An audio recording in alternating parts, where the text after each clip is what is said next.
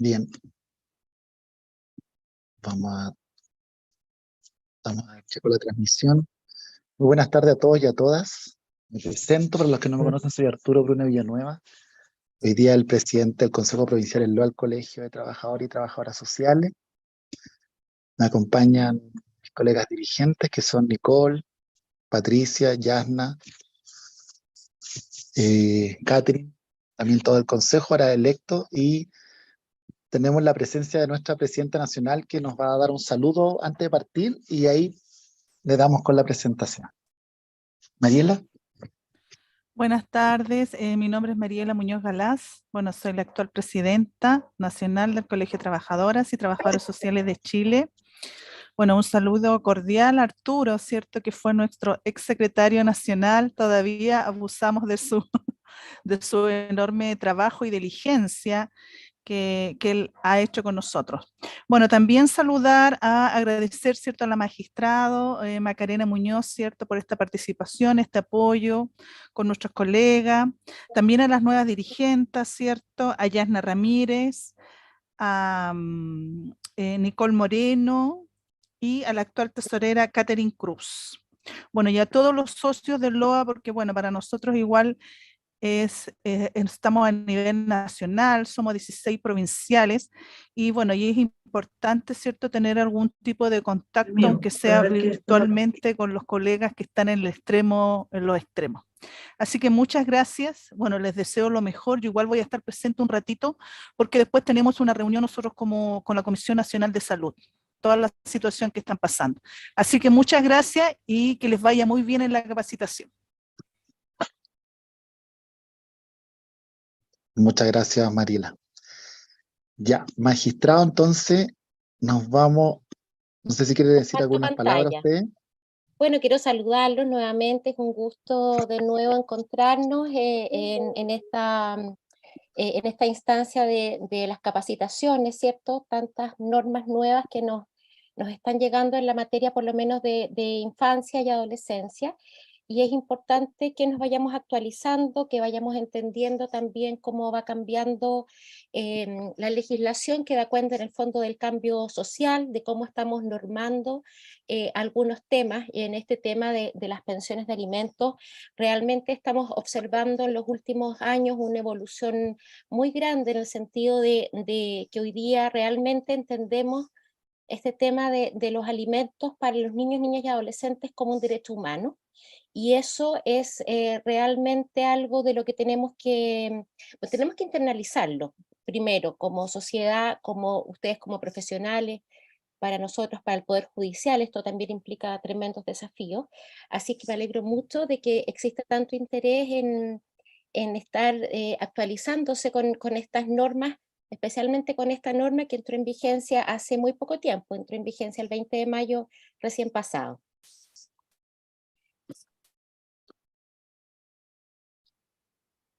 Bueno, yo traje, no sé si vamos a compartir pantalla tú, Arturo. Sí, la avanzo yo. Ya.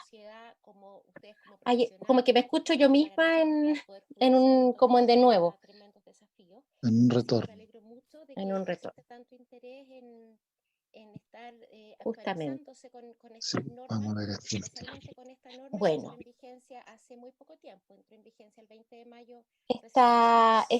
No sé si ustedes escuchan también el retorno, yo lo escucho, no sé si es un tema de por estar en el fondo ahora con la voz, o si será un tema de...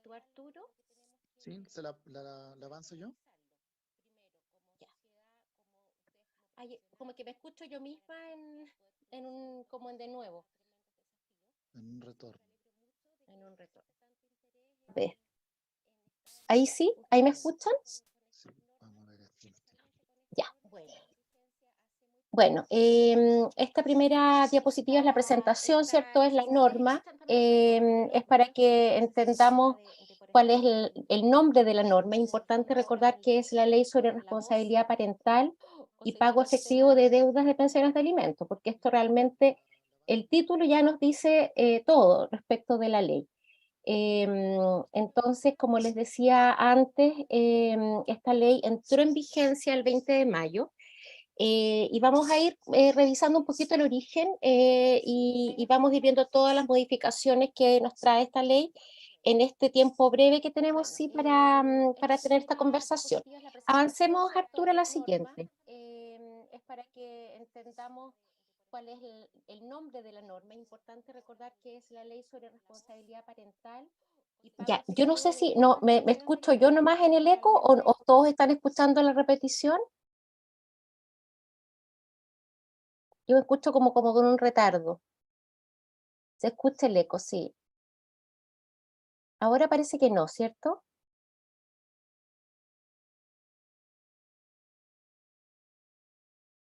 Ya, cuéntenme si se escucha el eco. Ahora no, parece que ya se solucionó.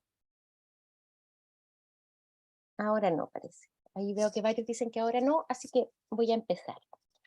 Bueno, yo partía en esta presentación, que debo decir que es una presentación que tiene que ver con una capacitación que tuvimos nosotros los jueces y funcionarios en el Poder Judicial, y me pareció muy interesante que nos ubicáramos respecto de los boletines, ¿cierto? Que es la tramitación en el Congreso, porque los boletines de alguna manera nos traen algunos aspectos importantes que son como antiguamente en los códigos estaban los mensajes, las leyes todavía tienen el mensaje que un poco nos dice hacia dónde está el legislador, ¿cierto? Pensando en cuando está elaborando la norma, y el mensaje viene normalmente del presidente, así que eso ayuda, ¿cierto?, a los legisladores a entender el origen. Y en este caso, los boletines que dan cuenta justamente de la evolución legislativa durante el periodo de tramitación de la ley, son dos los boletines que abordan la temática de la ley, el 14.926, 07 y el 14.946, 07. El primero de ellos nos habla de la importancia de la obligación del derecho a alimentos y cómo el derecho a alimentos hoy día tenemos que entenderlo como un derecho humano. Y si es un derecho humano, evidentemente tenemos que ocuparnos de que se cumpla. Por eso es que la norma lo que pretende es mejorar las formas del apremio, es decir, de lograr de manera obligatoria o compulsiva el cumplimiento de la obligación de pagar alimentos. Esto en el contexto de que tras los retiros, tras el tema de los retiros, ¿cierto? Recordemos que el tema de los retiros puso un tremendo foco en el cumplimiento de las obligaciones alimenticias. Recordemos que hasta ese momento, pese a que la realidad que nosotros conocemos ya existía, no había una conciencia social real respecto del nivel de incumplimiento de pensiones de alimentos que había en nuestro país. Y cómo eso además afectaba directamente a mujeres y a sus hijos. Porque recordemos además que los incumplimientos en pensión de alimentos son mayoritariamente de alimentantes varones, que son los que además normalmente, por un tema quizás de estructura, de socialización, de roles, la verdad es que lo usual es que sea el hombre el que actúe de alimentante frente a una mujer que tiene que quedarse con los cuidados y además tiene que proveer a sus hijos. Entonces esto estaba afectando a los grupos familiares, a los niños, niñas y adolescentes y a sus madres, porque teníamos un nivel de incumplimiento muy alto. Ese foco que se pone en la situación de la deuda de alimentos, ¿cierto?, nos lleva a esta primera ley de la que ya hablamos en la vez anterior en la que tuvimos, ¿cierto?, un encuentro en capacitación, que fue la ley 21.389, cuando estuvimos hablando de la ley de registro de deudores. Bueno, esa ley, ¿cierto?, crea ya un primer sistema nuevo, distinto para lograr el cumplimiento de alimentos, pero esta otra ley de alguna manera empieza a realzar un tema que se había mostrado como muy relevante cuando surgió en lo de los 10%, y era el tema de que hay personas que disponen de fondos, de dineros, y que no obstante existir el deber de pagar y estar ellos endeudados, no pagaban los alimentos, pese a existir sistemas, como ustedes saben, de apremios que son, a mi juicio, relevantes, como puede ser el arresto, ¿cierto? El arresto nocturno, la privación de la licencia de conducir. Esos apremios no eran suficientes para que los deudores de alimentos pagaran. Y más aún, hay deudores, y eso también se observa mucho cuando uno ve las causas de alimentos, que tienen fondos bancarios, fondos previsionales, que pueden servir para cumplir con los alimentos. ¿Qué es lo que pasaba hasta hace un tiempo? Que los jueces no teníamos muchas facultades para levantar el secreto bancario. Eso ha ido evolucionando. Es decir, poco a poco se fueron dando facultades y posibilidades de que los jueces pudiéramos pedirle a los bancos directamente que nos mostraran, por ejemplo, las cuentas corrientes. Hasta hace años atrás, eso tampoco era posible. Esto ha sido, insisto, de una evolución, y al día de hoy lo que hace esta ley nueva, ¿cierto?, es permitirnos más acciones para hacernos de los fondos para el pago de la pensión de alimentos. Ese es el objetivo de esta ley. Y entonces esta ley en un principio, claro, surge con la idea de podríamos llegar, por regla general, a obtener pagos de alimentos de los fondos previsionales.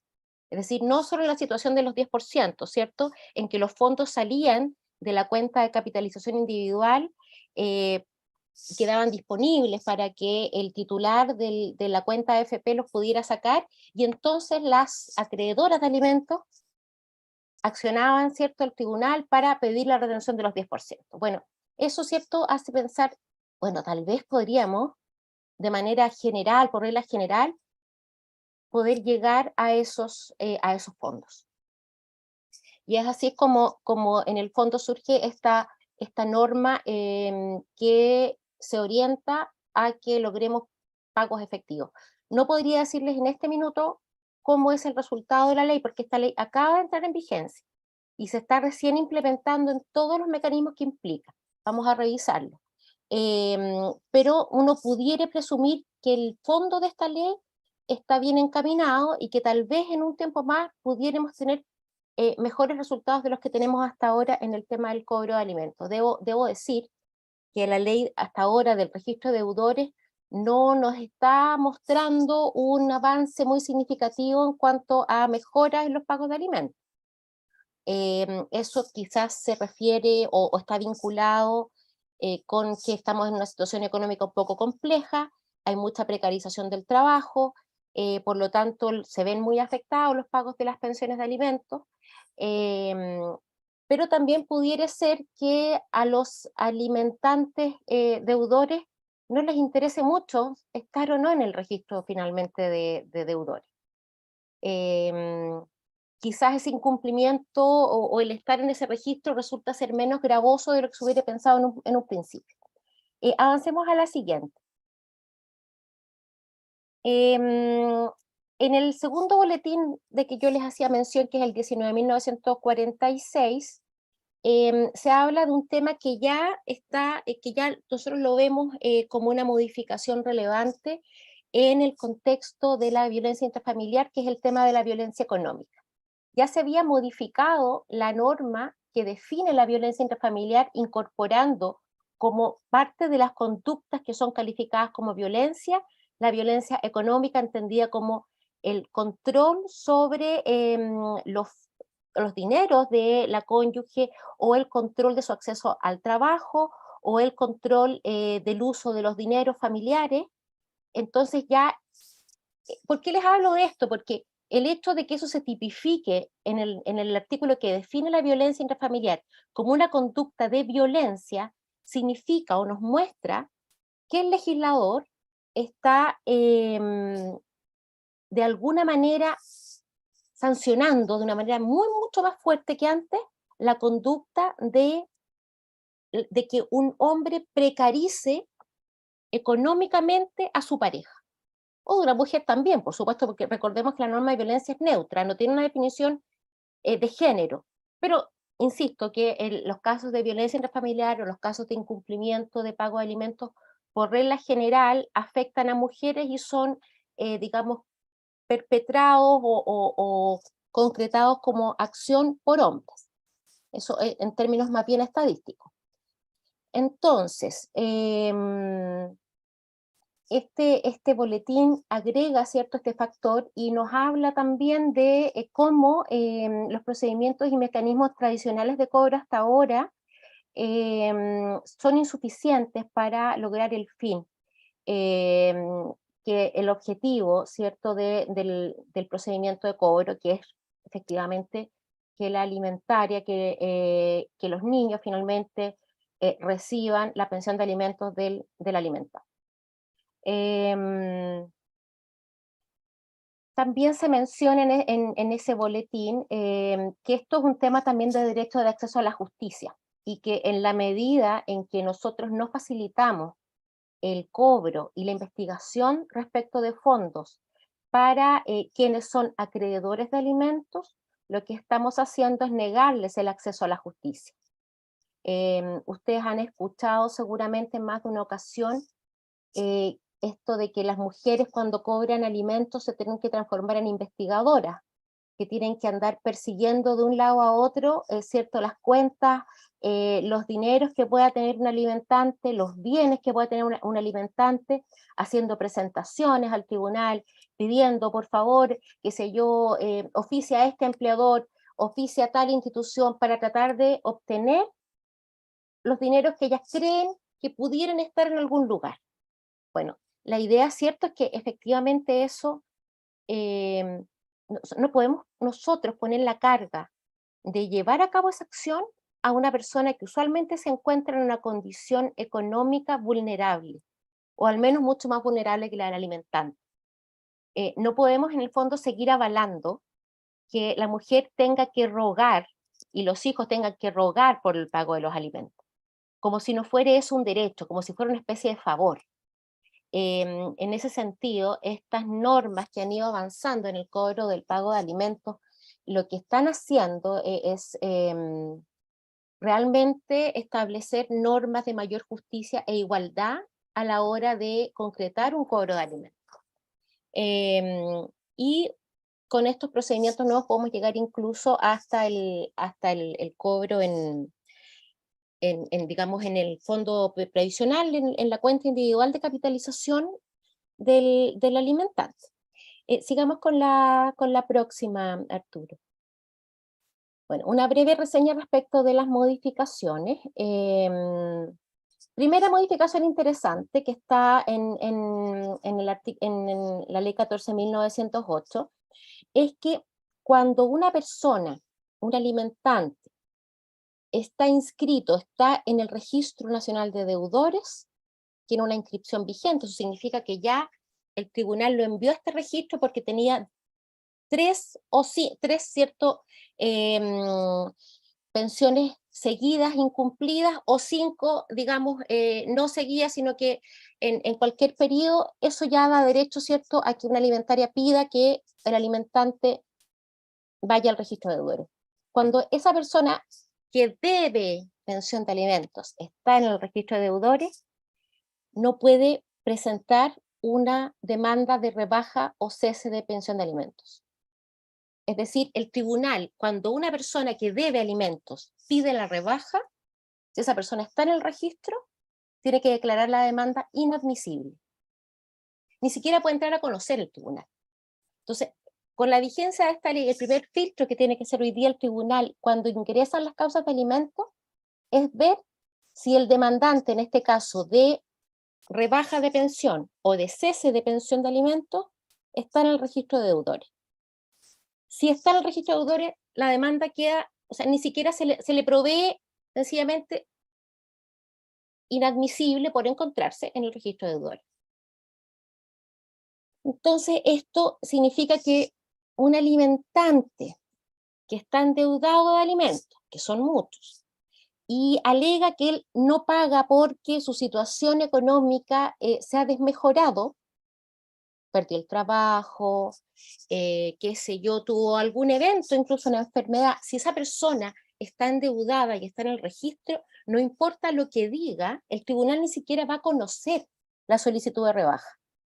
O supongamos que se trata de un alimentante que paga una pensión a un hijo que partió la pensión cuando era menor de edad, pero que ahora ya es mayor de edad, ya autovalente, tiene sus ingresos ya, esa persona, si le debe alimentos a ese hijo, no va a poder pedir el cese de la pensión de alimentos porque está en el registro de deudores. Y por lo tanto eso significa que su deuda se va a acrecentar. Los efectos, por supuesto, de estas primeras normas todavía no los vemos, pero yo me atrevo a pensar que efectivamente esto va a generar en algún minuto tiene que ir generando un mayor cumplimiento. Otra cosa importante, ustedes saben que el primer alimentante, ¿cierto?, es la madre o padre que es no custodio, que no está a cargo del cuidado personal de un niño, niña o adolescente. Y que cuando esa persona no cumple, se puede acudir a los abuelos, demandar a los abuelos, que es, ¿cierto?, una forma también de lograr un pago de pensión para un niño, niña o adolescente que lo necesita. Pero bueno, en este caso se puso una limitación en esto, y es que cuando esos abuelos viven de una fuente de ingresos como es una pensión de vejez, invalidez o sobrevivencia, cuando su único ingreso es esa pensión, no se lo puede demandar de manera subsidiaria, digamos, si es que no paga el alimentante principal. Y eso la verdad que también parece ser una norma de justicia, porque no puede ser, ¿cierto?, que terminaran pagando los abuelos con sus pensiones de alimentos porque había un alimentante que de manera irresponsable no se hacía cargo de pagar la pensión de alimentos de sus hijos. Vamos a la próxima. Bueno, una cosa, esto ya es como una especie de eco de lo que venía de las normas anteriores, pero digamos que es bien importante que hoy día la sentencia que fija los alimentos tiene que establecer la distribución y la tasación desde una perspectiva económica del trabajo de cuidados para la sobrevivencia del alimentario. Es decir, empezamos a hacer una valoración económica de la labor de cuidados. Recordemos, hasta hace un tiempo, el que estaba al cuidado era como que no trabajara. No se valoraba su aporte en cuidados dentro de lo que es el monto de lo que cuesta vivir para una persona que es titular de una pensión de alimentos. Hoy día sí, y cuando uno dicta la sentencia tiene que señalar, en la labor de cuidado se evalúa en tanto, de manera que eso se incorpore como un monto hoy día con una caracterización económica a la hora de hacer los cálculos de pensión de alimentos. Otra cosa importante es que si el deudor cuenta con bienes, por ejemplo, bienes inmuebles o algún bien mueble de importancia, como por ejemplo un automóvil, el tribunal deberá ordenar que se garantice el cumplimiento de una obligación alimenticia con hipoteca o prenda sobre esos bienes. Es decir, estas son formas de ir generando garantías para evitar el incumplimiento. De manera que ese alimentante que, por ejemplo, llegó con la causa M, fue al centro de mediación, llegaron a un acuerdo de alimentos, lo llevó al tribunal, se refrendó, es decir, se aprueba, empieza a regir esa pensión. Bueno, ahora, si es que esa persona tiene bienes inmuebles o muebles, tiene que garantizar el pago efectivo para que si incumple, uno pueda ir y cobrar en esos bienes.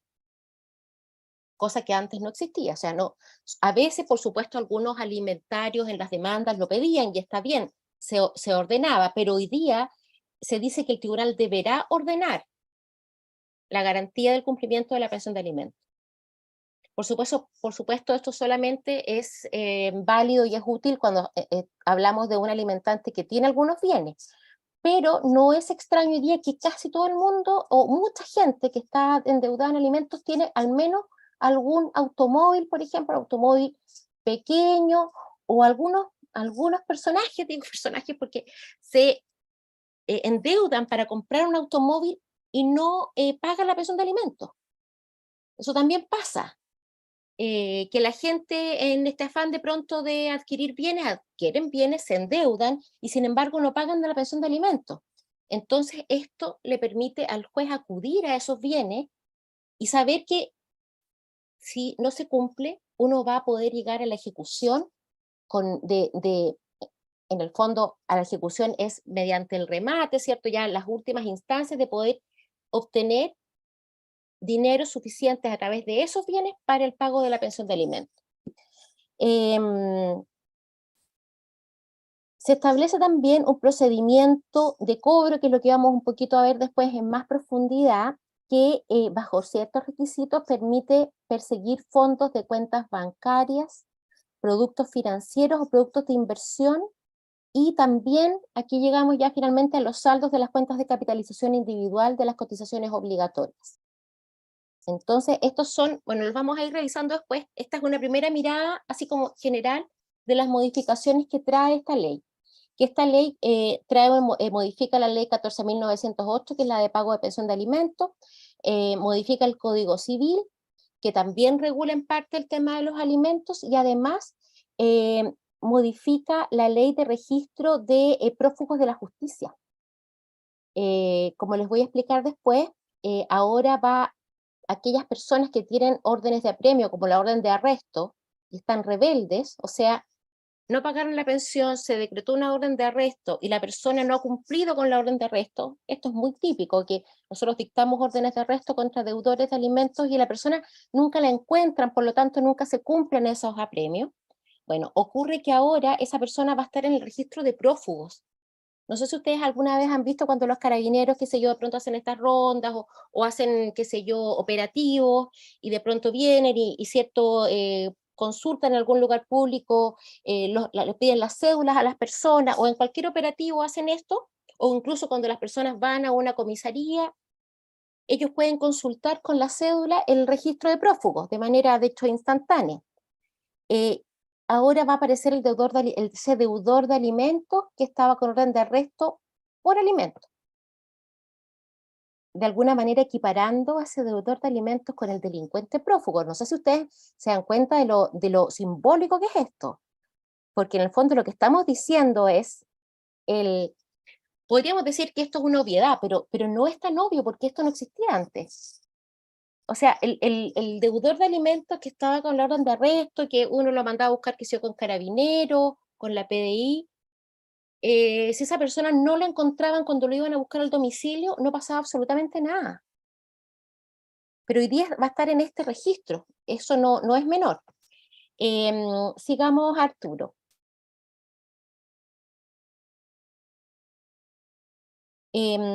Bueno, un tema, este es como un debate jurídico, se los voy a contar así nomás muy brevemente. Por harto tiempo se ha debatido respecto de si prescriben, es decir, si termina la posibilidad de cobrar pensiones de alimentos, igual como prescriben las obligaciones, digamos, comerciales, comunes y corrientes. Y ha habido siempre un debate de qué naturaleza es esta obligación de pagar la pensión de alimentos, a qué plazo de prescripción está sujeta, si la prescripción más o menos, yo les diría que la tendencia jurisprudencial, es decir, la tendencia en las resoluciones de los jueces en las Cortes y en la Corte Suprema, era decir que estas pensiones prescribían, pero que el término, el periodo de la prescripción se empezaba a contar cuando los alimentarios eran ya mayores de edad. Bueno, de todas maneras había discusión y se planteaba esto, que alguien decía, no, a mí no me pueden cobrar las pensiones de acá para atrás porque ya prescribieron. Bueno, ahora se zanja esa discusión y se dice que se suspende la prescripción, y eso ya se expresa en la norma, no corre, en otras palabras, la prescripción, no corre el periodo de prescripción respecto de obligaciones de alimentos, sino hasta que los alimentarios tengan 21 años. Entonces, así todo este debate que ha habido desaparece porque ya la ley lo señala de manera expresa. Otro tema importante es el concepto del objetivo de los alimentos. Miren, hasta esta ley, hasta antes de la modificación del artículo 323 del Código Civil, se decía que los alimentos tenían que servirle al alimentario para subsistir adecuadamente de acuerdo a su posición social. Eso en el fondo lo que significaba era que los alimentos tenían que ser solamente como lo justo para la subsistencia. No era como para lujos. Y de acuerdo a su posición social, lo que a mi juicio era bastante discriminatorio, porque significaba que un niño que viene de una familia con menos recursos económicos, la subsistencia podía ser algo mucho más básico que el mismo niño ubicado en una familia de mayor acceso económico. Porque es como presumir que este necesita menos y este necesita más, porque su posición social, digamos, hace que necesite más para su subsistencia básica. Además, todo eso bajo un paradigma también de austeridad, que bueno, me parece bien la austeridad, pero me parece muy mal que nosotros en el fondo sometiéramos a los niños, niñas y adolescentes a un cambio radical en sus vidas, justificado por la ley, sencillamente porque los papás se separaban. Entonces era como un niño que estaba viviendo de una cierta forma, los papás se separan, y el niño se va a vivir con la madre como que tiene menos acceso económico, porque tal vez siempre se dedicó a trabajar en la casa y nunca fomentó, ¿cierto?, un trabajo independiente, y su situación económica cambiaba radicalmente porque el padre solamente tenía que dar lo necesario para la subsistencia básica. Hoy día lo que dice la norma es que sí, por supuesto, los alimentos son para la subsistencia, pero ¿en qué condiciones? Las condiciones ahora son distintas porque tiene que resguardarse. Se dice subsistir adecuadamente, resguardando el interés superior, la autonomía progresiva y el desarrollo integral del niño, niña o adolescente. Es decir, ya no se considera la posición social, sino que los alimentos tienen que permitir a ese niño subsistir de una manera que le permita en la mayor medida posible desarrollarse de manera plena. Entonces, no es el parámetro ya el origen, sino quién es ese niño y qué es lo que necesita ese niño en particular. Si ese niño, por ejemplo, es un niño que tiene un diagnóstico de trastorno del espectro autista y por lo tanto necesita un montón de gastos extra de los que necesita otro niño, y ese niño, sin embargo, viene de una extracción más humilde, bueno, tal vez vamos a tener que condenar a ese padre a pagar más del 50% de su remuneración, porque su hijo, para su subsistencia básica y su desarrollo integral, necesita más. No sé si me entienden, pero es bien distinta la evaluación para el juez cuando yo pienso no en la subsistencia básica de acuerdo a la posición social, sino cuando pienso en la subsistencia adecuada, pensando en su interés superior y pensando en su mejor desarrollo integral.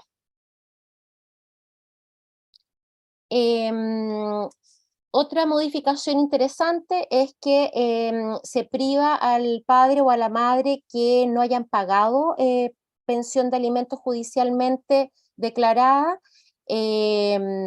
también para el caso de que, en que la afiliación tuvo que ser establecida por sentencia judicial, de que esos padres o madres después puedan cobrarle alimentos a sus hijos, después, por ejemplo, en su vejez o en un estado de necesidad. Esa es una forma de que un hijo pueda decir, no, yo a ti no te voy a pagar pensión de alimentos porque tú a mí no me pagaste, y acredito que habían pensiones de alimentos cuando yo era, por ejemplo, niña, y que no se pagaron. Yo no, si después a mí me demandaran de alimentos, yo podría decir, no, yo no estoy obligada, falta de legitimación pasiva, a mí no me pueden demandar por esto porque ese padre o madre que me está demandando, a mí no me pagó alimentos cuando yo los necesitaba. Vamos a la siguiente.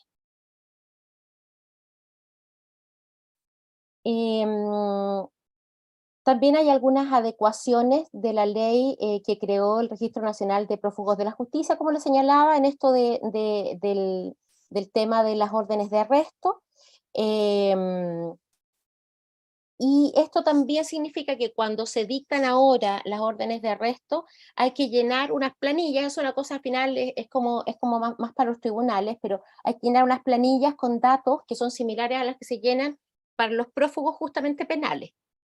De manera de poder asimilar en el fondo el registro al registro de prófugos del Prófugos Nacionales de la Justicia. Vamos a la siguiente.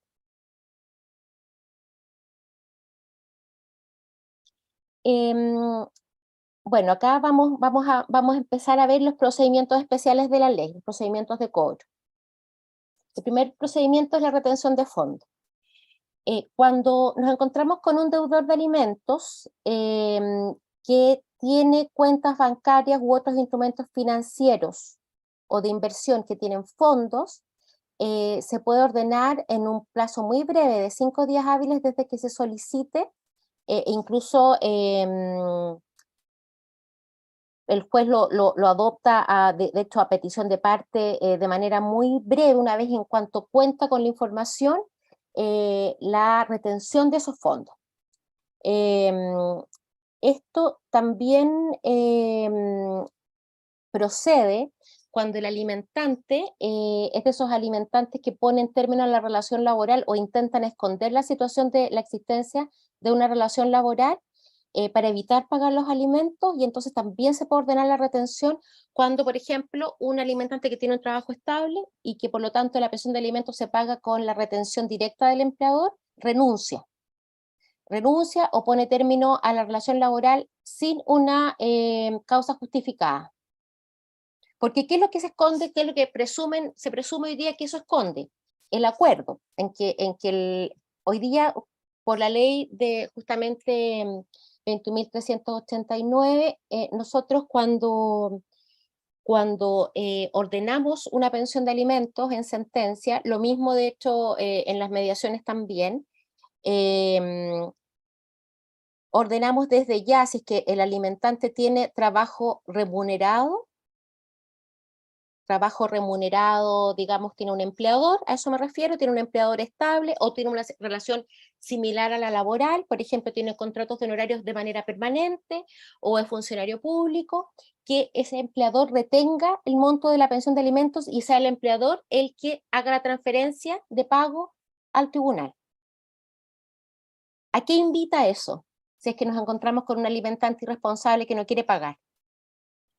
A que el alimentante le diga a su empleador: terminemos la relación laboral, págame por fuera, págame con honorarios, que no se sepa. O sea, entonces, cuando eso pasa y la alimentaria sabe, o el alimentario sabe, que esta persona a quien se le estaban reteniendo los fondos para pagar está poniendo fin a la relación laboral con el objeto de evitar el pago, que en el fondo es lo que uno presume, porque nos encontramos con una situación de alguien que estaba ganando un sueldo y de repente renuncia voluntariamente y no hay una razón para eso, clara, justificada. No es que lo echaron por, qué sé yo, tal o cual cosa, porque hubo una reducción en la organización, sino que fue una renuncia voluntaria o un mutuo acuerdo con el empleador que no tiene una causa justificada, entonces también se puede pedir esa retención de fondos.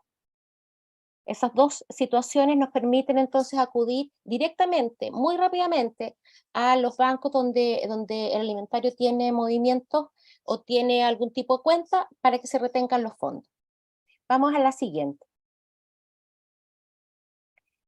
Bueno, cuando no, dijimos que esto va como increciendo, o sea, estamos viendo distintos tipos de procedimientos de cobro que van de menos a más.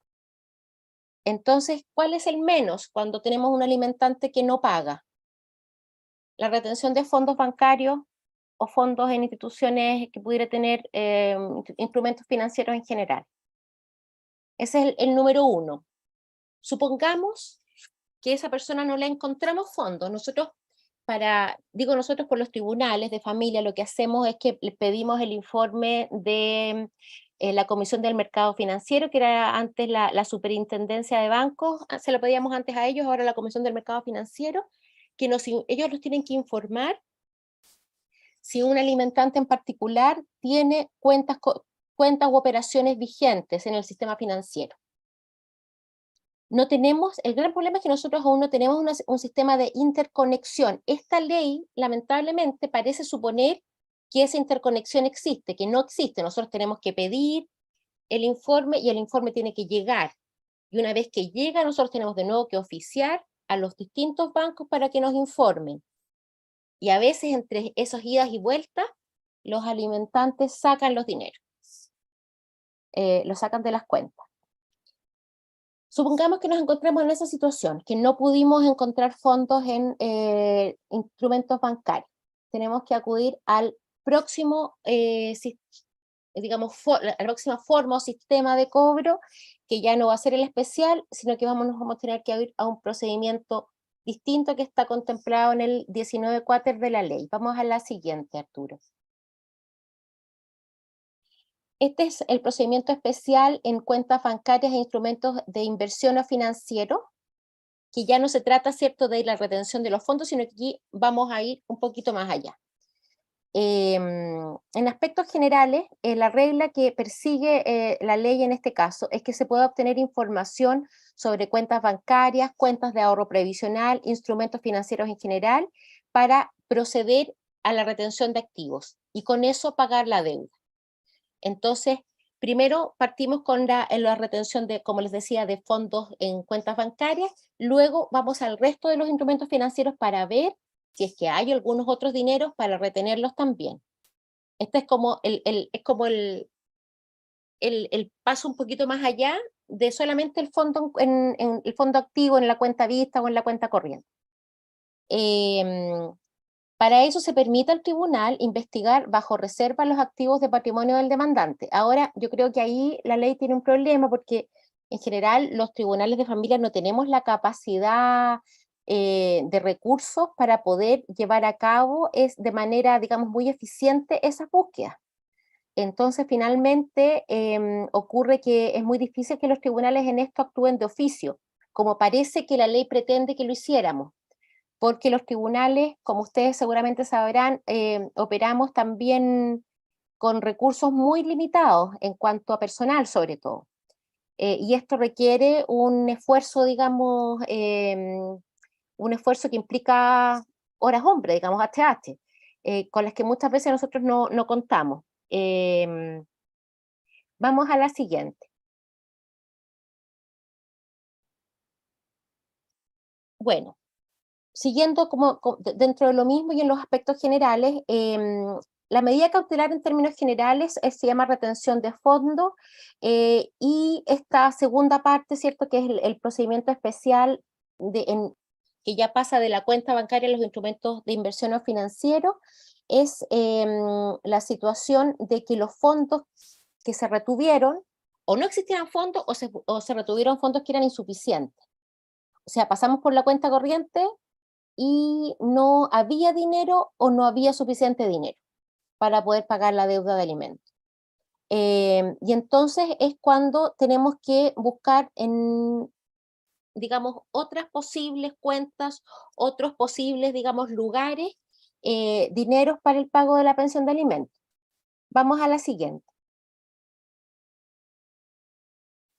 Entonces, para que proceda en todo caso, ¿cuáles son los requisitos para que vayamos a estos procedimientos?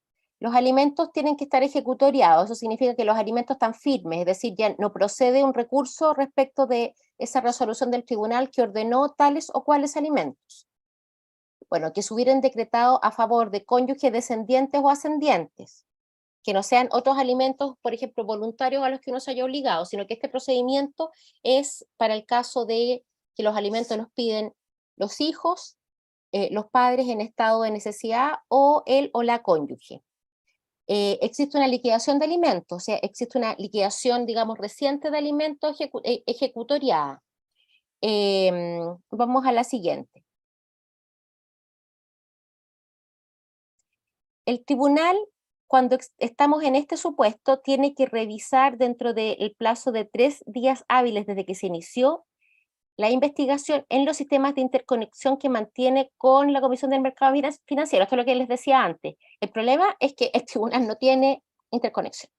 Entonces, este plazo es imposible cumplir hoy día, porque nosotros no obtenemos nunca en 3 días esa información de cuáles son las cuentas o las disponibilidades de recursos que pueda tener un alimentante, porque no tenemos nosotros una conexión directa con la Comisión del Mercado Financiero ni con las cuentas bancarias, digamos, de un alimentante. Y nosotros ahí lo que tenemos que hacer, y todavía hacemos, es lo que yo les explicaba antes, o sea, tenemos que oficiar y tenemos que esperar a que nos respondan, y si no nos responden, insistimos, y después nos dicen en qué bancos tienen operaciones, y oficiamos a los bancos, y eso la verdad que no se hace en 3 días, o sea, es bastante más tiempo. Y eso es un problema, porque en el fondo eso invita a que el alimentante que no quiere pagar distraiga fondos. Porque basta, se supone que esto es reservado, pero basta con que alguien diga que, o basta con que incluso el propio alimentante vea lo que está ocurriendo o la dinámica que hay en la causa de cobro, que son causas que tienen una sigla en familia que es la sigla Z, la sigla de cumplimiento de alimentos. Basta con que vea la dinámica para que quizás se dé cuenta y prevenga esto, y saque los fondos. Si estamos, por supuesto, en la situación de un alimentante que no quiere pagar, insisto. Pudiera ser que el alimentante no esté en ese afán, y en ese caso esta dilación que nosotros tenemos hoy día, porque no tenemos la interconexión, no genere ese efecto tan pernicioso como es que finalmente en este ir y volver de solicitudes, los alimentos no se paguen porque el alimentante sacó los fondos. Eso al final es como una vuelta que, insisto, lamentablemente por ahora como que no tiene mucho objeto, porque es un procedimiento que hoy día estaría siendo como ineficaz, porque no tenemos esa interconexión. Vamos a la siguiente. Donde nosotros en todo caso sí tenemos interconexión, pero nos dan tenemos respuesta inmediata, por lo tanto, pero no nos dan el detalle preciso de lo que estamos buscando en estos casos, que son instrumentos financieros, es con el Servicio de Impuestos Internos. Y con el Servicio de Impuestos Internos podemos tener una visión un poquito más general, sobre todo cuando se trata de un alimentante que tiene algún giro, digamos, que tributa. Porque si no, la verdad que son básicamente los datos de los impuestos a la renta lo que nosotros vamos a poder, digamos, escanear. Ahora, cuando nos encontramos con cuentas o instrumentos financieros o de inversión que están a nombre del alimentante, hay 5 días hábiles para el tribunal para dictar una resolución por la que se ordena oficiar a las instituciones para que informe en 10 días hábiles saldos, movimientos y toda esa información. Esto es lo que, bueno, es lo mismo que les estaba explicando todo este tiempo. El gran problema con esto es que como no tenemos esta interconexión, este ir y venir no toma este tiempo, sino que toma mucho más. Vamos a la siguiente.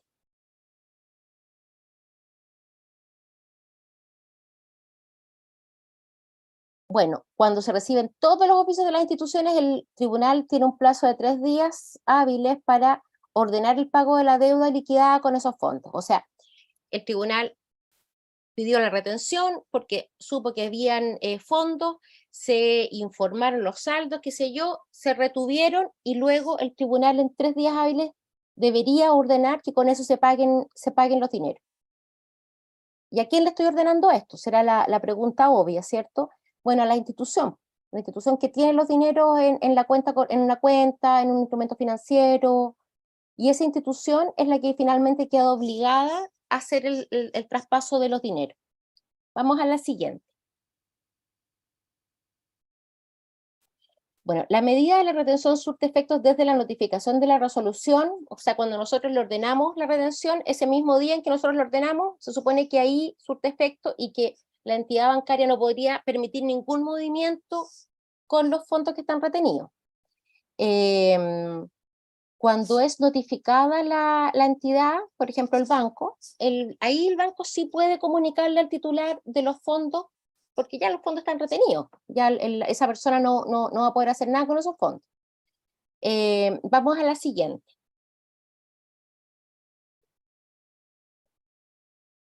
Si se hubiera procedido a retener una suma que exceda el total de la deuda, una vez liquidada y ordenado el pago, se puede requerir la liberación de los fondos restantes. Porque eso es como obvio, porque tampoco se trata de que los tribunales, digamos, congelemos para siempre los dineros de un alimentante. Si la idea es tratar de operar rápidamente, pero como yo les explico, a veces lamentablemente no es tan rápido. Bueno, esto sí que es un orden de prelación, como más o menos yo les explicaba también. En primer lugar están los dineros en las cuentas bancarias, en las cuentas de ahorro previsional voluntario, en los APB, y en lo que falte, en los instrumentos financieros o de inversión cuya liquidación pudiera resultar más sencilla, más expedita. Fondos mutuos, me imagino yo, Ahora, debo decirles que en todo caso esta realidad que describe la ley es una realidad que en tribunales no es un porcentaje muy alto. Ustedes comprenderán que la mayor parte de los alimentantes que pagan no tienen instrumentos financieros, no tienen APB. Hay algunos que tienen, por supuesto, pero en general no. El grueso de la gente que no paga alimentos no tiene bienes a los que uno puede acudir como de este tipo, como financieros o bancarios. Así es que si bien uno ve que la ley está bien encaminada, yo todavía tengo este reparo que les mencioné en la capacitación anterior, que es que me parece que de todas maneras seguimos poniendo todo el acento en cobros como entre particulares y no veo que se asuma un rol un poquito más presente también del Estado en cuanto a resguardar los dineros básicos con los que tiene que contar un niña o adolescente para su crecimiento y desarrollo. Pero bueno, esto es lo que tenemos y en esto que tenemos creo que hemos ido avanzando. Sigamos. En cuanto al pago, la resolución que ordena el pago debe individualizar cuentas o instrumentos que se utilizarán para el pago, el monto específico del porcentaje de la deuda que se está pagando, la individualización de la cuenta bancaria en la que se debe efectuar el pago, que estos son requisitos formales. Vamos a la siguiente. Bueno, cuando uno le notifica a una institución que tiene estos fondos retenidos, que tiene que pagar, ellos tienen 15 días hábiles para hacer la transferencia ordenada, bajo sanción de, si no cumplen con eso, de ser solidariamente responsables del pago. Eso significa que si no se cumple en el plazo de 15 días, yo le podría cobrar directamente, por ejemplo, al banco, en su, digamos, patrimonio, por no pagar. Vamos a la siguiente, Arturo. Bueno, cuando hay varios alimentarios, es decir, son varios hijos o cónyuge y varios hijos, se tiene que propender porque estos pagos sean equitativos.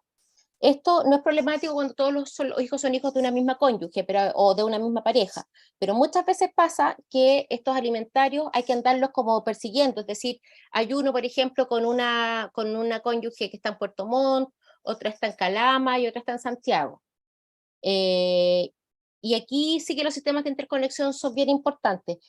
Este tema nos empezó como a impactar fuertemente con el tema de los 10%, y ahí la verdad que tuvimos que empezar a hacer esto, lo que se llama el prorrateo en tribunales de familia. Y lo que se hace es que se pretende que todas las causas de cobro de alimentos se vayan a la causa más antigua y que ahí se haga el cobro y la división equivalente para que esos fondos que están disponibles sirvan para el pago de alimentos de manera igualitaria para todos los alimentarios que están en necesidad. Ya, vamos a la siguiente.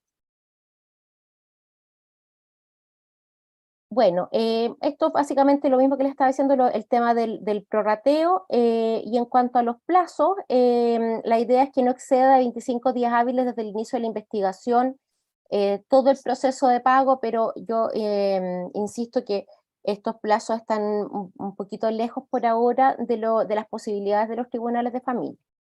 Creo que cuando tengamos interconexión eso podría mejorar bastante. Este es un pequeño cuadro en que ustedes van a poder ver, bueno, Arturo les va a poder enviar a los que quieran la presentación en PDF. Como ustedes pueden ver, aquí hay un esquema de más o menos, lo importante a mi juicio es lo que está arriba, que da cuenta de cómo es del flujo del proceso en tribunales, que sirve más o menos para hacerse una idea de cuál es el proceso que el legislador pretendió establecer, un proceso como fluido y que debería ser relativamente corto. Vamos a la siguiente.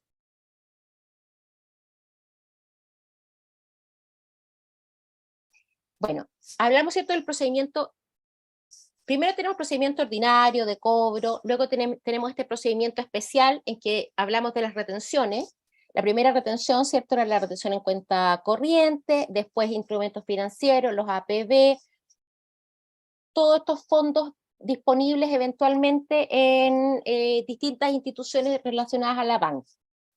Cuando no hay nada ahí, nos encontramos en la situación de tener que ir a la cuenta de capitalización individual de cotizaciones obligatorias. Así que este es el procedimiento cuando ya llegamos finalmente a la AFP. Y en este caso, para que proceda la aplicación de este procedimiento que se llama extraordinario, es que el primer supuesto es que hay 3 pensiones adeudadas continuas o discontinuas. El alimentante no tiene dinero en estas cuentas bancarias, en los instrumentos financieros o de inversión, o estos montos no son suficientes para el pago, y la alimentaria pide la aplicación de este procedimiento extraordinario. Es decir, este es un procedimiento subsidiario, o sea, es posterior a los otros procedimientos. Cuando ya no resultó nada, la alimentaria puede pedir, por favor, al tribunal, pida los APB, perdón, pida los fondos de AFP. Cuando recién partió esta ley, había mucha gente, sobre todo los últimos días de mayo, como que se dirigió al tribunal a pedir al tiro que por favor se cobrara en los fondos de la AFP. Y hubo que explicarles que esto era, en el fondo, no era inmediato, sino que primero había que pasar por el otro procedimiento. Y puede que la gente a uno vaya y le diga, pero si no tiene nada en ninguna cuenta, pero nosotros tenemos que hacer de todas maneras el otro procedimiento, tenemos que pasar por esa revisión. Y tenemos que efectivamente determinar que no hay ningún fondo en una cuenta corriente o una cuenta vista bancaria u otro instrumento financiero. Y solo ahí podemos acudir a la AFP.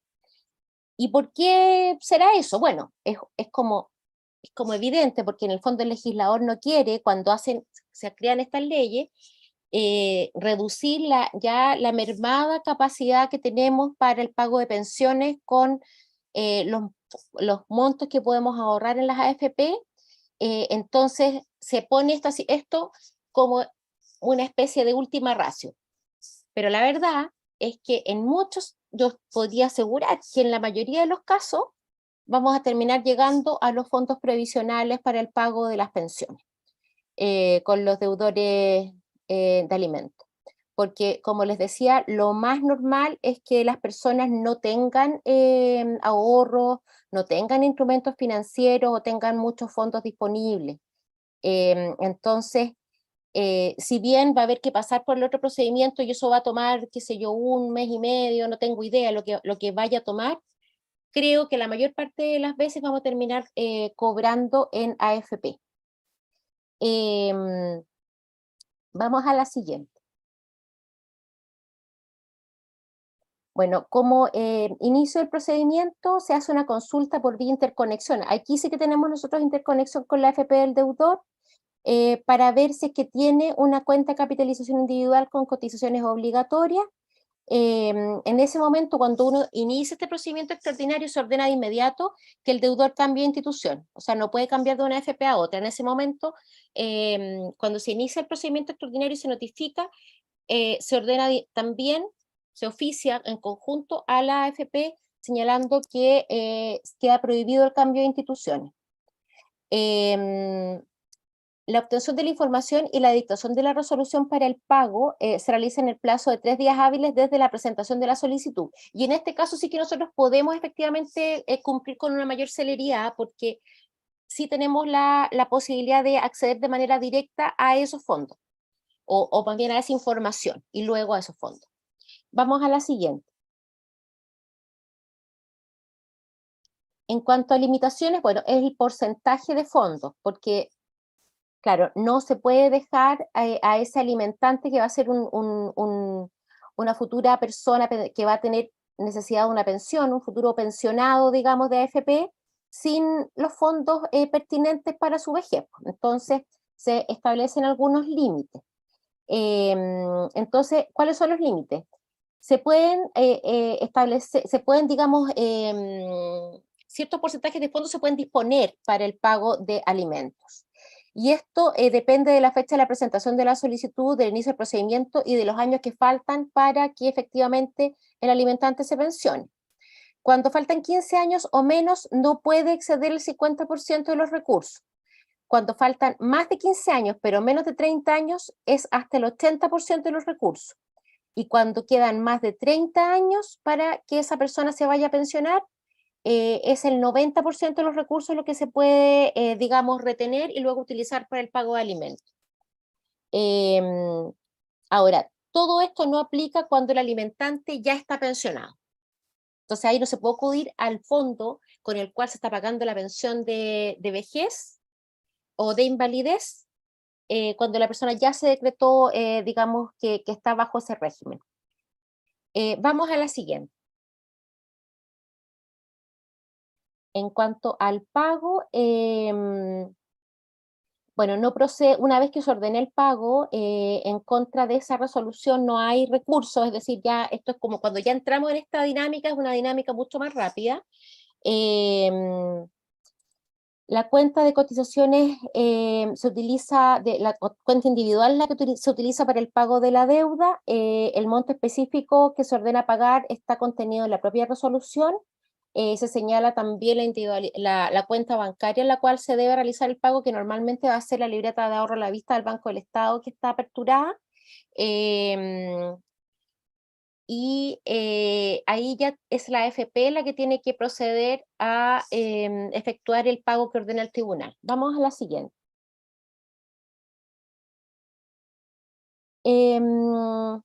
El valor de la cuota del fondo, claro, depende del día en que la administradora fue notificada, porque ustedes saben que hay una variación, ¿cierto?, en los fondos, que tiene que ver con los movimientos, qué sé yo, financieros generales. Entonces, en el momento en que se notifica a la AFP que tal monto es el que se va a utilizar para el pago, ese es el día en que se considera como el día de la foto de la cuenta respecto de la cual se va a obtener, digamos, el monto que se ordena pagar. Una vez que se resuelve y se dispone el pago, una vez que se notifica a la administradora de fondo de pensiones, se señala que ese pago tiene que realizarse en el más breve plazo y por medios electrónicos, es decir, directamente por transferencia de una cuenta a otra. Vamos a la siguiente.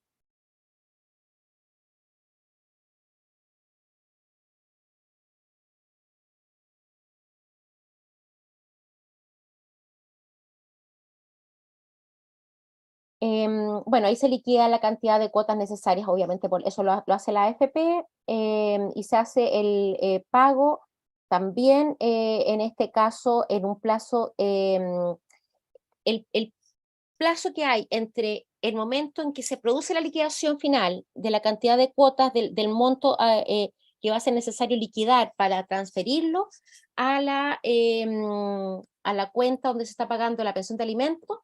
Ese es un plazo de 5 días hábiles, y si es que no se cumple por la AFP, al igual como ocurría con los bancos en ese plazo de 15 días, también es solidariamente responsable del pago si es que no cumple con el plazo. Ya, vamos a la siguiente. Bueno, lo mismo cuando hay otros alimentarios, o sea, esto que les decía yo que hay que hacer los prorrateos, el principio es básicamente el mismo.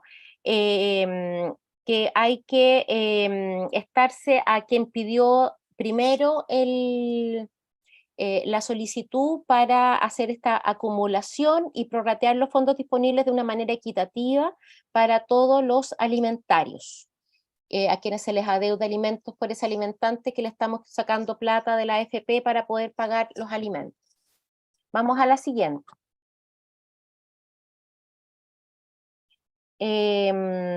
Bueno, cuando alimentarios y alimentarias no son solicitantes, se les va a notificar en este contexto de este prorrateo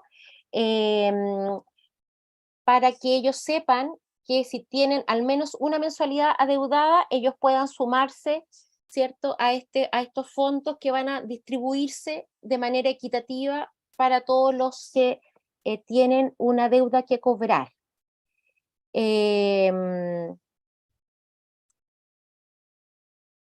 La resolución que ordena estas distribuciones tiene que consignar el monto y el porcentaje de fondos con que se va a pagar cada una de las deudas de cada uno de los alimentarios que son acreedores, es decir, que están requiriendo el pago de sus alimentos adeudados. Vamos a la siguiente, Arturo. Bueno, acá nuevamente tengo este flujo, que este flujo nos sirve en realidad. Es un interesante para verlo, pero probablemente más útil para la gente del Poder Judicial, que para ustedes, quizás más útil también de pronto para los profesionales abogados, que les interesa ver más o menos cómo es el flujo de días, pero estos flujos de días son relativos en cuanto a que realmente se puedan cumplir con la celeridad que la ley dispone, porque como ya les he reiterado, son escasos los recursos a nivel judicial para poder llevar a cabo todas estas acciones de manera tan, digamos, con tanta celeridad, tan rápida, porque, bueno, muchas veces sencillamente no contamos con recursos y tiempo suficiente para hacerlo así de rápido. Vamos a la siguiente. Bueno, en cuanto al cómputo de las mensualidades, hay un artículo segundo transitorio en la ley que dice que para establecer los montos de las mensualidades que son necesarias para considerar este procedimiento especial extraordinario, solo se consideran las mensualidades que ya están devengadas y no pagadas, es decir, pero devengadas y no pagadas cuando entró en vigencia la ley. Las mensualidades adeudadas con anterioridad a la entrada en vigencia serán consideradas para el cálculo total de la deuda, pero no para el monto de las cuotas para proceder al pago extraordinario. Porque ¿se acuerdan que habíamos dicho que tenían que ser al menos 3 cuotas, cierto, discontinuas? Bueno, estas cuotas, en el fondo la ley lo que dice es, para el monto total, yo considero todo lo que se haya deudado, pero para poder proceder a este pago en AFP, este pago extraordinario, que va a ser, ¿cierto?, el punto final de toda la investigación especial, este procedimiento especial de cobro, para llegar a este cobro extraordinario, es como que parte de cero desde el momento en que entra en vigencia la ley. Y ahí se empiezan a considerar estas cuotas adeudadas para poder accionar, para poder, en el fondo, iniciar este tipo de procedimiento que es especial. Yo me imagino que eso es porque también el legislador lo que pretende es que no se abalance toda la gente a tratar de obtener los pagos de las pensiones de alimentos, porque hay tanta deuda de alimentos y probablemente van a haber tantos casos en los que vamos a llegar a tener que obtener los dineros directamente desde las cuentas de capitalización individual. Entonces, ese es un poco el motivo. Bueno, esta ya era la última lámina. Esto es básicamente de una manera somera, así apretadita, en cuanto a que tuve que contarles en poco rato lo que es toda la norma. Es lo que contiene en lo más relevante la norma que acabamos de revisar sobre responsabilidad parental y pago de pensiones de alimentos. Bueno, quedo disponible si es que me quieren hacer alguna pregunta, algo que no les haya quedado claro. Muchas gracias, magistrado. No sé si alguien quiere hacer alguna pregunta o duda. No, parece que quedó todo claro. Una consulta, Dígale. quiero hacer una pregunta. Mi nombre es Jenny. ¿Se escucha? Sí, sí. Sí, se escucha bien. Mira, quería hacerte la siguiente consulta que me hicieron hace una semana atrás. Hay una persona que tiene una pensión de alimentos y está a través de tribunales, descuento por planilla, y el hijo cumplió 25 años en febrero, terminó su universidad en diciembre del año pasado, y le siguen descontando al papá la pensión, y él solicitó el cese de la pensión, pero lo que yo entiendo que tienen que liquidar porque el empleador no hizo el reajuste de IPC en varios años.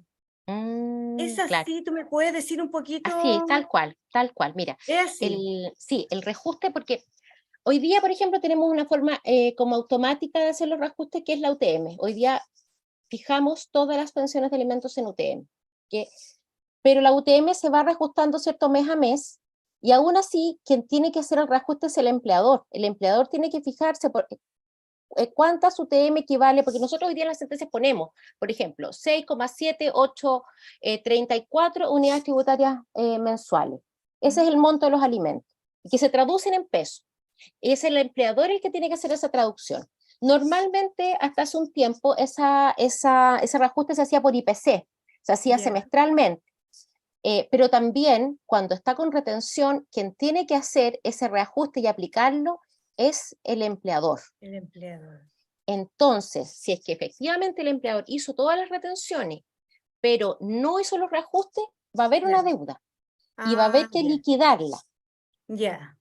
Y para que efectivamente en el contexto actual va a haber que hacer la liquidación y ahí van a tener que, bueno, ver ellos cómo acuerdan, porque si son pensiones, viste, devengadas antes del inicio de esta ley, Ya. ellos podrían llegar a una conciliación, a una mediación, Ya. o qué sé yo, en que ellos acuerden que, qué sé yo, que no se van a cobrar esos montos, que cesan los alimentos, eso ya lo pueden conversar el Se alimentario puede hacer. y el Ya. alimentante. Claro. Ok. Distinto es Gracias. si, si esas liquidaciones ya se hubiera hecho y hubiera ingresado al registro de deudores, porque en ese caso ese cese no se va a poder acordar, porque estaríamos con esa situación que les contaba yo antes de que el tribunal ni siquiera puede entrar a conocer la conciliación o una demanda de cese. Sí, Entonces, porque hace 3 días le llegó un correo de tribunales subiendo la pensión incluso. claro, subiéndola porque seguramente está con el reajuste. Claro, Ahora, insisto que van a tener que revisar en qué situación se encuentran, si en esta claro. situación te digo yo de que estaba todo devengado antes del 20 de mayo o no. ¿Y eso Si se ve en ingresó o no tribunales ingresó. directamente? Sí, directamente. Ok. Y las causas Z las pueden ver los alimentantes y los alimentarios con sus rutas Clave única. en el sistema, claro, con clave única en la OJB, en la Oficina Judicial Muchas Virtual. gracias. Muchas gracias. Muy Carolina bien. tenía la... Carolina. Hola, buenas tardes. Hola. Yo quería hacer una consulta. En relación, ¿se escucha bien? Sí, Sí, perfecto. Sí, ya. Bueno, obviamente primero que todo agradecer un montón la charla porque obviamente deja mucho más claro lo que tenemos que proceder más adelante. Mi pregunta es, ¿qué pasa con los deudores que sacan sus fondos y los meten en cuentas, por ejemplo, Miami?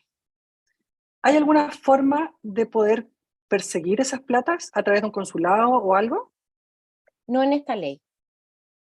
Ya. O sea, siempre pueden haber formas, pero no con estos procedimientos expeditos que tenemos en esta norma, que son para los instrumentos financieros que están acá en Chile, que no ha previsto esa situación que tú estás diciendo, que puede ocurrir. Y en ese caso, uno, Mucho. por cierto, podría efectivamente hacer las solicitudes, pero ahí vamos a entrar en la maquinaria, digamos, de burocrática y mucho más larga, de lograr eventualmente que se nos informe, y si estamos en paraísos fiscales, por ejemplo, la verdad que los resultados son prácticamente imposibles, porque ni siquiera para situaciones penales, como cuando hay incluso hasta están vinculados a narcotráfico, algunos fondos que están en estos paraísos fiscales, se puede llegar a veces a capturar esos dineros. Entonces ahí ya entramos en una situación mucho más complicada. Claro, porque la verdad es que hay mucha gente que esconde patrimonio, los pasa a sociedades y obviamente es más complicado en ese sentido. Así es. Muchas gracias. Por eso es tan útil el llegar finalmente al fondo previsional, porque lo normal es que la gente igual haya cotizado, algo tenga, por último, es algo ya. Exacto. Muchas gracias. Giselle, antes de la pregunta, voy a leer una de la que está en el chat. Dice, magistrado, buenas noches. En el caso que el alimentante no posea montos en cuenta bancaria, propiedades, entre otras, y tampoco en la cuenta de capitalización individual, ¿qué procede en ese caso? Bueno, recordemos que siempre las pensiones de alimentos son una obligación finalmente parecida a una obligación civil con naturaleza distinta, porque en el fondo lo que está detrás es el cumplimiento de un deber que no solo es moral, no solo es, digamos, de carácter financiero, sino que también está vinculado a un derecho humano, pero hay limitaciones en el sentido de que lo que estas normas finalmente regulan es el que podamos hacernos de los dineros o de los fondos que están asociados a bienes que alguien tiene. Entonces, si una persona no tiene cuenta corriente, no tiene cuenta vista, no tiene ahorro previsional, no tiene un bien inmueble, no tiene un bien mueble, un auto, claro, ahí ya nada, tendríamos que como que esclavizarlo. No tenemos ya ahí más, no tenemos a dónde acudir. Y ustedes saben sí que está la posibilidad, ¿cierto?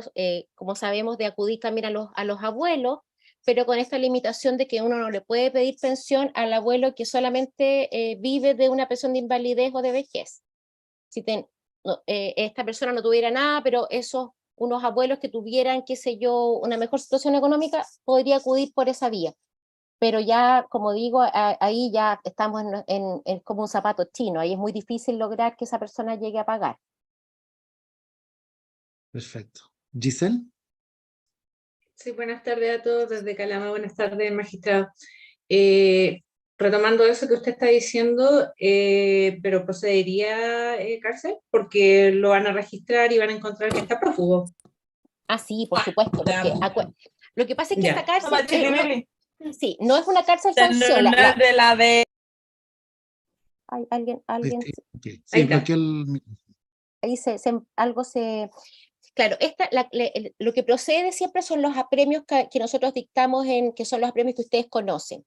El arresto, ¿cierto? El arresto nocturno, partimos por el arresto nocturno, el arresto total, la suspensión de la licencia de conducir, eventualmente el arraigo, que son formas de presionar a ese alimentante que no paga para que pague, con el beneficio ahora de que esa persona que está rebelde, que no ha pagado y que está con la orden de arresto, hoy día va a estar en el Registro Nacional de Prófugos. Entonces eso va a ser mucho más difícil que esa persona ande completamente desaparecida por 1000 años, porque en algún minuto lo pueden encontrar en distintos lugares, y cuando una persona está en el Registro Nacional de Prófugos, donde lo encuentren, lo pueden llevar. Lo van a notificar. Sí, Lo procede. notifican Ya. claro, y ejecutan si es que está vigente la orden de arresto, también hay que fijarse en eso. A ver, la consulta mía, bueno, nosotros acá en la segunda región y donde hay muchas compañías mineras, hasta el año 2010 o 2012, bueno, había otro tipo de, uno podía negociar alimentos respecto de porcentaje de renta del trabajador. Sí, los emolumentos. Sí, sí. En el caso de que se haya terminado el régimen, cesado el régimen de alimentos y no haya por parte de la compañía reajuste IPC, porque por lo que yo leí y entendí en algún momento revisando causa, el tribunal me indicaba de que no, estando en ese régimen de porcentaje, no aplicaba la UTM. Exactamente, no aplica. Ya, Por eso es entonces que ahí hoy tampoco día, habría negociación ni nada por un tema, porque ya prescribió, o sea, ¿sí? no necesariamente prescribió, pero si es que el alimentante efectivamente hizo una debida retención de los emolumentos, Sí. del porcentaje de los emolumentos, no hay nada que reajustar, porque es una forma variable que no opera con el reajuste. Justamente como Sí. usted dice, en el norte, en particular en Calama, ¿cierto? Esto es muy común, en Antofagasta también, y en Iquique, y qué sé yo, ya hasta Copiapó, es muy frecuente, ¿cierto? Porque en minería conviene lo de los emolumentos. Pero el problema de los emolumentos hoy día es que algunos sueldos no están siendo tan buenos, hay fondos que quedan fuera también de los cálculos de los emolumentos, y por eso lo que hoy día se prefiere, bueno, y en los tribunales la verdad que hoy día nosotros lo ordenamos todo en UTM, porque así justamente hay un reajuste que es inmediato, que es automático y que nos permite a nosotros hacer las liquidaciones de manera automática, que van saliendo todos los meses. Okay. Y eso antes era manual. En el caso de los emolumentos siempre tiene que ser manual. En todos los otros casos habría que ir primero a conciliación y de ahí proceder con todas las etapas de los cobros. Claro, uno va a conciliación, ¿cierto? La mediación, Perdón, porque mediación, es sí. requisito para poder Sí. demandar alimentos. Iniciar el procedimiento, sí.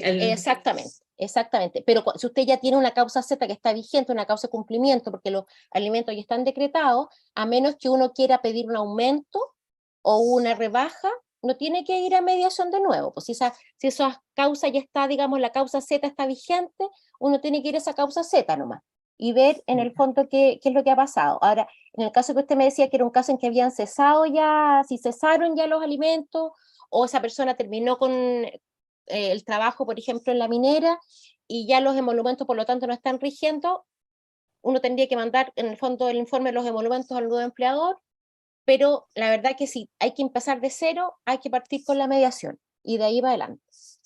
Ya. Gracias, magistrado. Ya. Magistrado, antes de darle el pase a Ercilia, hay una pregunta que acá está bastante buena por lo que sale.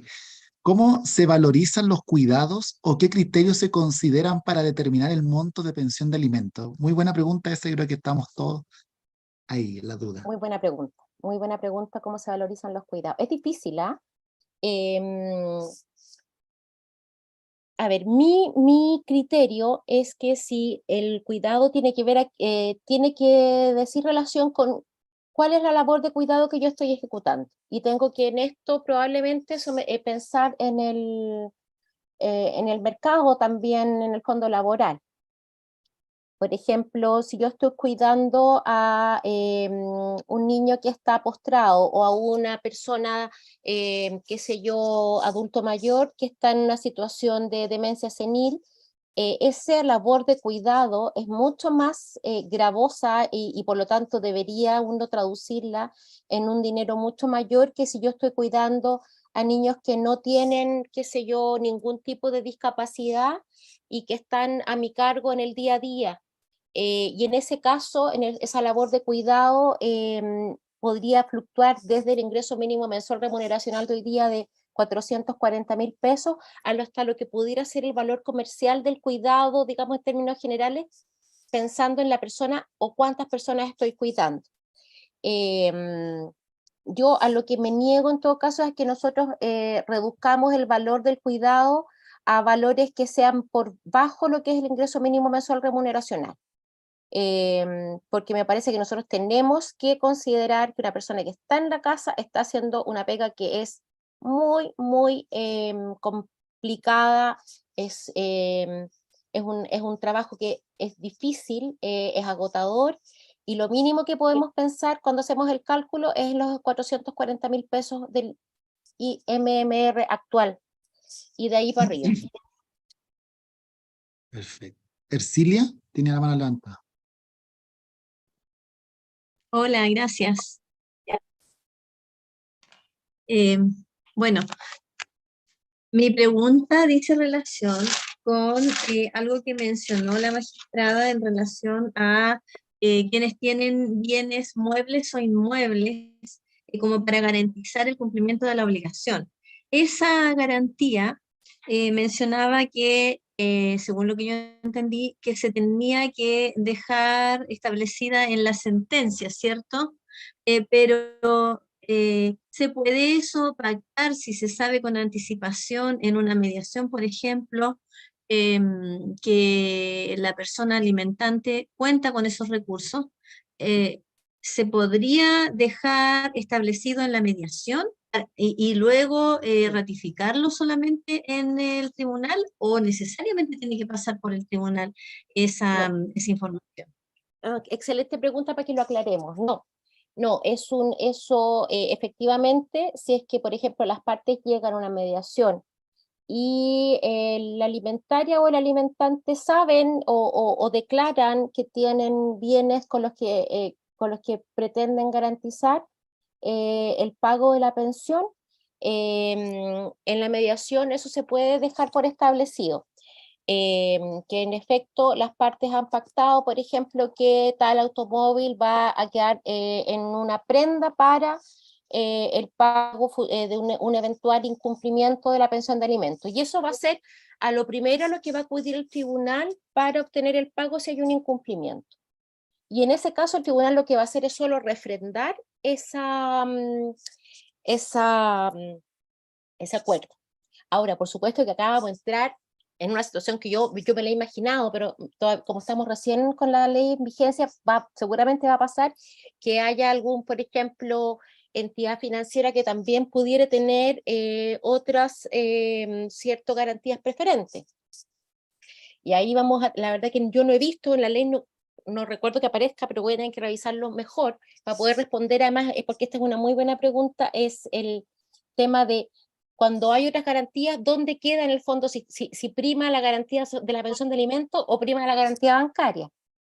Y eso va a ser algo bien interesante para los tribunales de dilucidar si es que la ley no lo establece de manera exacta, Explícito. porque, claro, porque además esto está asociado a una obligación que es tan importante. Que si me Efectivamente. preguntan a mí, yo pensaría que es más importante que el pago que uno le tiene que hacer, no sé, pues a un banco o a una financiera. Entonces, eso va a ser interesante de revisar en su momento. Insisto, Vamos pero a tener también que esto, seguir. exactamente, yo esto también se los digo desde que yo no he revisado de manera profunda para ver si es que se establece de manera precisa qué lugar ocupa dentro de la prelación de créditos este tipo, digamos, de garantía. Así que de todas maneras, me lo voy a dejar como una especie de interrogante pendiente para revisar y eventualmente después contarles. Muchísimas gracias. Nicole, también te llamo levanta. Buenas noches ya, magistrada, buenas noches a todos y todas las presentes. Mencionó casi ahí al terminar su presentación que una vez que se llega a este cobro extraordinario, desde el uso de las cuentas de capitalización individual, se hace solo respecto desde la fecha de entrada en vigencia de esta ley. ¿Eso sería Sí, para eso, mes de noviembre? No, la ley entra en vigencia el ¿No? 20 de mayo, ahora recién O sea, pasado. Pero para ya, lo que considerar las quiere- cuotas adeudadas, en el fondo, lo que hace con eso la ley es decir, para que yo pida el procedimiento extraordinario, vamos a tener que llegar como a septiembre, si en el fondo es eso. Mínimo, porque ¿me entiende? Porque en el fondo se cuentan las cuotas adeudadas desde que entre en vigencia la ley para poder pedir el procedimiento extraordinario. Perfecto. Y Lo que la ley quería era que no se abalanzaran todos a querer cobrar al tiro de las cuotas de la AFP. Eso es, dilatarlo un poquitito. entiendo. ¿Y qué pasa en aquellos casos en donde, bueno, existen deudores de larga data, en donde se han acumulado montos ya Se suma importantes? Entonces, para perseguir esos montos, si a la este ya misma, es el, al mismo monto. Se o suman. sea que se puede, no es que se cobre solo desde el 20 de mayo en adelante y hasta cuando se logra hacer eso, sino que se suma todo el monto, suponiendo debe 5, 10, 15, 20 millones de pesos, etcétera. Eso va a ir a ese total, se le va a solicitar a la cuenta Así de es. capitalización individual. Así es. Perfecto. Solamente eso para contar, porque ven que yo les decía que para poder pedir que acudamos habían requisitos, ¿cierto? Uno de los requisitos era que no hubiéramos encontrado plata en la cuenta corriente, en instrumentos financieros, que hubiéramos hecho todo este recorrido, y otro requisito era que se adoptaran una cierta cantidad de cuotas, 3 cuotas, digamos discontinuas, dos continuas, pero desde el 20 de mayo. Perfecto. Desde el 20 de mayo para las cuotas, solamente para cumplir el requisito, insisto, era para que no se abalanzaran todos a cobrar de inmediato, porque claro, la mayoría de los deudores de larga data, como dice usted, deben millones y millones y millones de pesos. Entonces, pero esos millones se suman a estas otras cuotas adeudadas. Y ese monto total es el que uno después le pide a la AFP que pague. Y va a existir un saldo, porque se puede retener entre el 50, 80 y 90%. Así es. ¿Ese saldo, existe otro medio para seguir persiguiendo ese saldo? La misma cuenta incluso ha pasado un tiempo, si es que, porque la cuenta de capitalización uno la sigue en el fondo colmando de dinero porque es una retención mensual. Entonces, si queda un saldo, digamos, en contra de ese deudor, y nuevamente, porque aquí ya hicimos todo el paso, llegamos hasta, por ejemplo, cobrar el 50% de los fondos previsionales, y quedó todavía deuda. Bueno, ahí voy a tener que nuevamente examinar, o sea, hacer de nuevo la vuelta. en el sentido de que solicitar que vuelva a ingresar al registro de deudores por estos montos adeudados. seguramente va a seguir en el registro de deudores, pero voy a tener que de nuevo revisar, a ver, ¿tendrá un auto? ¿Tendrá alguna cosa? Voy a tener, porque aquí, en el fondo, ese caso es un caso en que yo ya hice la vuelta completa, pero puedo volver a hacer esa vuelta, y puedo volver a llegar a esos fondos, y esos fondos tal vez ya van a haber crecido un poquito más, y voy a poder pedir otro porcentaje de esos fondos. En el fondo, no, aquí es lo que voy yo, no es que, no dice la ley que esto se haga por una sola vez. O sea, que sea una sola vez que yo puedo acudir a ese fondo. Y yo entiendo que si queda un saldo en contra, ese saldo también uno lo puede siempre cobrar, mientras no prescriba. Magistrada, y la última consulta. Se accedió a este cobro extraordinario, pero se puede retener solo el 50 o el 80 o el 90%, por ende va a quedar un saldo. Esa persona no sale del registro de deudores sino hasta cuando pague el 100%. Sí. Y acredite, además, le acredita al tribunal haber pagado ese 100%. Sí, para salir del registro de deudores solo tiene que ordenar el tribunal. Y eso es con el pago o con un acuerdo que se llama completo y suficiente. Entonces, no se sale, o sea, para salir del registro de deudores, el tribunal tiene que decretar la salida del registro de deudores y informar eso al registro civil para que esa persona salga del registro. Muchísimas gracias, magistrada. Ya, la última pregunta de Claudia por la hora y con eso cerramos. Claudia. Hola, buenas noches. ¿Me escucha? Hola. Sí, perfecto. ¿Sí? Hola, Claudia desde Antofagasta. Son dos preguntas. Uno, por un lado, ¿cómo operaría esta ley, todo lo que dice relación al cobro y retención, cuando el que adeuda es un menor de edad? Porque se entiende que ahí, a lo mejor su representante, pero ¿a quién se le descontaría? ¿A quién se le harían las retenciones de estos dineros o el tema de las AFP? ¿Cómo sería esa deuda del menor de edad? Como para situarme un poco Por mejor. ejemplo, que un menor de edad, estamos hablando de a lo mejor de un joven de 16, 17 años, que tiene que pagar una pensión de alimentos respecto a su hijo, y se presenta la situación de que no ha dado cumplimiento a este pago. Obviamente ellos no tienen esto de la AFP o quizás una cuenta corriente. ¿Cómo operaría ahí la retención o cómo podría darse el hecho de pagar estos Bueno, dineros adeudados? si estuviéramos en una situación así, porque digamos que un menor de edad no cuenta con la administración de su patrimonio, sino hasta que es mayor de edad. Previo a la mayoría de edad, tiene que haber alguien que ejerce la patria potestad, es decir, que en el fondo ejerce la administración de los bienes que pudiera tener ese joven, que tendría que ser padre, madre o un guardador designado por el tribunal. Y eso estamos hablando de un menor de edad que tuviera patrimonio, porque si no, no tiene cómo obligarse ese menor de edad a una pensión de alimentos, porque no sería algo que se le pudiera cobrar a ese menor de edad. ¿Me entiende? Porque si ese menor de edad solamente pudiera obligarse ante la ley en la medida que exista un patrimonio que estuviera a cargo de la administración de un mayor de edad, que pudiera en el fondo obligarse ese patrimonio. De otra manera, nos encontramos en una situación en que no es posible el cobro, pero en esos casos, cuando, por ejemplo, un joven que es menor de edad, qué sé yo, es padre de un niño, niña o niña, porque adolescente sería difícil si es menor de edad, la verdad que el cobro tendría que hacerse a los abuelos. Si es que eventualmente yo voy a tratar de cobrar una eventual pensión de alimentos, porque ese joven jurídicamente no responde, digamos, frente a ese deber. Y ahí yo tendría que acudir a los abuelos directamente y esperar a que ese joven sea mayor de edad para poder eventualmente llevar a cabo un cobro formal de pensión de alimentos. Ya, gracias. Y la otra pregunta es que respecto justamente a los abuelos, se entiende que no se podría demandar cuando ellos tengan solo una pensión, por ejemplo, de vejez.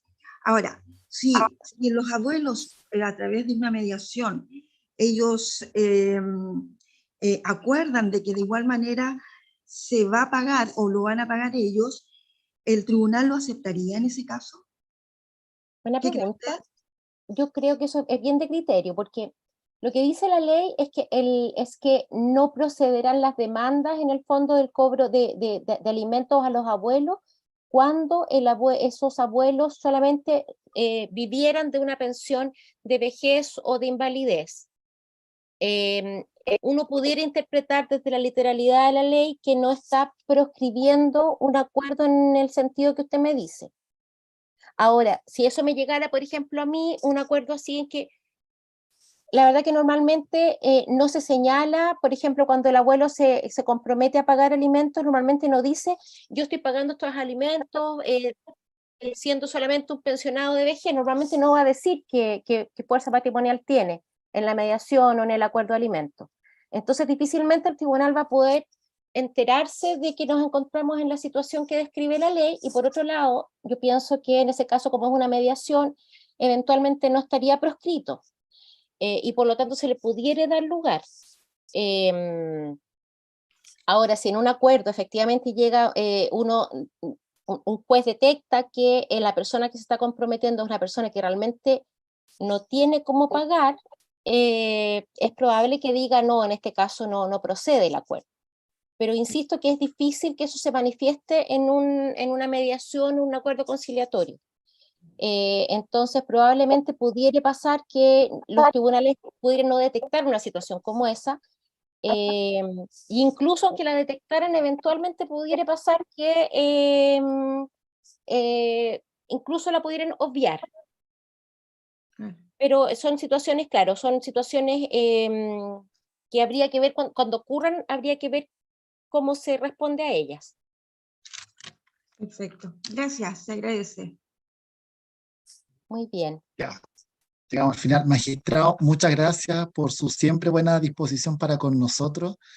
Así que yo creo que quedamos muy clarito con este tema que era una preocupación y una necesidad de los y las colegas. Así que le agradecemos